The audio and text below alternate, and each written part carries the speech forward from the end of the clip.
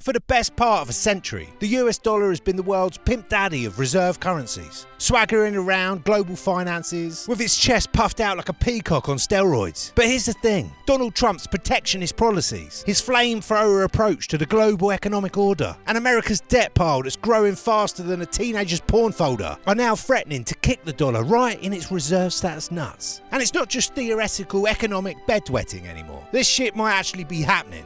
The dollar's value, measured against other currencies, has been dropping like a college freshman's standards on spring break. This Friday, the euro surged to a 3-year high against the dollar, despite Europe's economy being about as robust as a wet paper bag, and Trump's tariffs, which according to every economic textbook, should make the dollar stronger than the rock on his special protein powder. Some European policymakers, who've spent decades glumly staring at America's monetary dong, are now thinking, hey, maybe our euro could attract some investors looking for alternatives to the dollar. Maybe, just maybe, the euro could replace the dollar as the world's reserve currency. And it's like watching a nerdy kid suddenly realise he might have a shot with a prom queen. So let's dive into why the US dollar is losing its reserve status faster than my patience with cryptocurrency evangelists, and why some people think the euro might be the next big thing in global currency. First, you need to understand the central role that the US dollar plays as the world's reserve currency. That's a currency that central banks and other financial bigwigs hold because they're considered safer than a condom factory, or more reliable than your grandmother's cooking. The dollar's reserve status has its roots in the post-war Bretton Woods Agreement, when America basically said, our currency is the only one that can be converted into gold, and all you peasants can peg your currencies to ours. It was the monetary equivalent of America planting its flag on the moon and saying, suck it everyone, while the US ditched the gold standard in the early 70s faster than a bad Tinder date. The dollar remained king, accounting for more than half of all reserves. The euro, created in 1999, has held the second largest share of international reserves ever since. Like a perpetual silver medalist who secretly dreams of gold. Until about 2008, the euro appeared to be gaining on the dollar, increasing its share from 23.6% in 2002 to a peak of 27.6% in 2009. But then the Eurozone crisis hit in the 2010s and revealed that Europe's economic unity was about as solid as a chocolate teapot, combined with the fact that the US was growing faster than the EU in that period, which is like bragging about being the fastest runner in a nursing home. Confidence in the euro took a massive hit, and the euro's share of the global reserve fell to 19% in 2015. Today, the dollar still accounts for 90% of global transactions, and its share of reserves has maintained about 60%.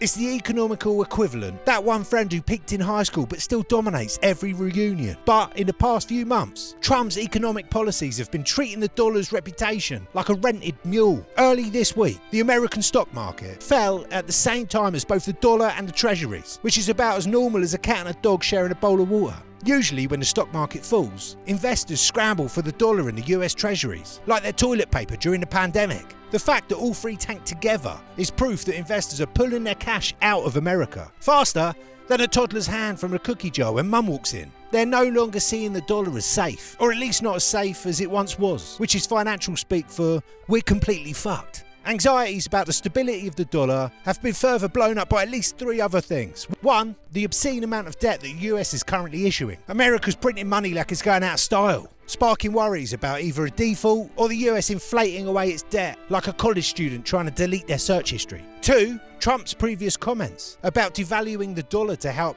America reindustrialise, because nothing says trust our currency like a president suggesting he might intentionally tank it. And 3, his antagonistic attitude to America's long-standing allies and his enthusiasm for sanctions, which has made some investors fear that Trump might seize their dollar-denominated assets faster than a divorce lawyer spotting a billionaire without a prenup. But the big question for the de-dollarisation advocates has always been, what the hell could actually replace a dollar? It's like trying to replace McDonald's. Sure, everyone complains about it, but it's everywhere and everyone knows what they're getting. You might think China's currency would be a good alternative, but that's like suggesting we replace Coca-Cola with some mysterious beverage that only the store owner gets to decide when you can buy it. China still has capital controls, limiting how much money can come in or out of the country, and the CCP actively devalues it to keep exports competitive. It's about as reliable as a weather forecast in London. So that just pretty much leaves the euro, the currency equivalent of the student council president. Boring but dependable. Until the Eurozone crisis, the Euro looked like a genuine contender. But weak growth and a sense that the European project has stalled faster than a budget car on a steep hill dampened enthusiasm. However, if American growth continues to slow, like my metabolism after 35, and the EU countries to move towards deeper integration, the Euro might just come out as the least bad option. It's like choosing between a root canal and a colonoscopy. Neither is great, but one might hurt less. And counterintuitively, this process might actually be helped by the issuance of more Euro-dominated debt. We're seeing this happen in Germany, where incoming chancellors just scrapped the debt brake to allow massive increases in defence spending. And at the EU level, where the Commission-in-Chief is talking about issuing more joint EU debt to fund Europe's rearmament. This might sound counterintuitive. After all, you'd expect that if Europe countries were issuing lots of debt, this would be as attractive as a dating profile that mentions extensive credit card debt. But one of the big reasons the dollar has been able to hold on to its reserve crown for so long is because treasuries, US debt, are the world's favourite debt instrument. You could call treasuries the world's reserve bond, like calling McDonald's the world's reserve fast food. It's everywhere and everyone knows what they're getting. And again, somewhat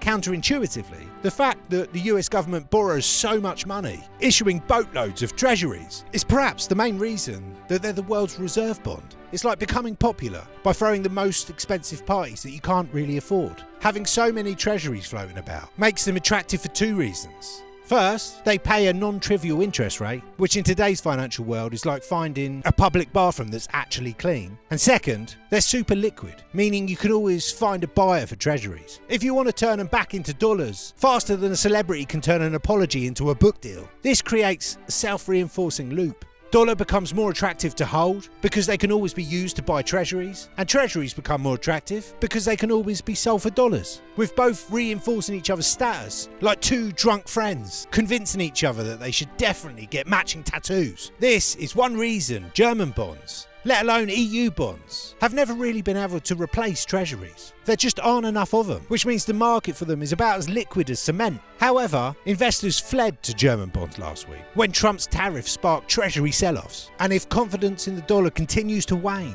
while both Germany and EU begin to seriously increase debt issuance and political integration, well, the euro might just have a fighting chance at the currency crown after all. So whether the dollar maintains its reign or the euro steps up, one thing's for certain: the global currency landscape is changing faster than political opinions during an election year. And whoever emerges on top will shape the world economy for decades to come.